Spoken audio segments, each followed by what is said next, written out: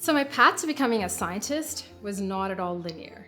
In high school, I was thinking whether I wanted to be a writer. I was interested in writing short stories, poems. I was getting published, but becoming a writer was very daunting. I didn't really want to be a journalist. I loved biology as a child. I was very fascinated by how biology worked, but what to do with biology, right? How do you become a scientist? I didn't really know what a scientist did or what that job entailed or how you could turn it into a career. I was taking grade 12 physics, and our physics teacher was asking everybody in the class, what did you apply for? What schools are you applying for? And he's like, you applied for engineering, right? I'm like, no. And he's like, why not? I'm like, because you need to be good at math. And he's like, but you are. And I thought, no, I'm not. But it turned out actually I was. So I applied for engineering at Waterloo, University of Toronto, and other places, and ended up doing chemical engineering, and then went on to do grad school in biomedical engineering. And then that's when I really fell in love with the science, because I did something called stem cells.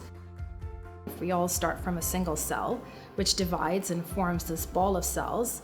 But these ball of cells can then become any cell type, right? They have that absolute freedom to become any cell type. But the decision that they take to make a particular cell type is a bit of a dance between themselves and other cells and the environment. And I was very intrigued by how they made those decisions.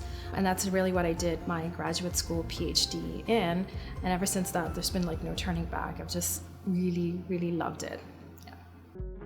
What I love most about science is working with young people and seeing their brilliance.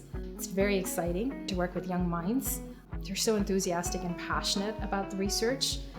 They share my own passion, work endless hours. You have to if you are doing science and then you're passionate about it. You think science is very, you have to do this, you have to do it in a certain way, but it's not. It's all about thinking and coming up with ideas and then playing with those ideas. So it's a lot of play, it's a lot of imagination, it's a lot of creativity. This is not a job for me. This is what I do. It's my passion. I don't really consider it my job. This is who I am. My daughter is now in grade 9, and she has a lot of interest in acting and music and creative arts, and I think that's wonderful and important. But I'm like, keep your foundation. She's good at math, do coding.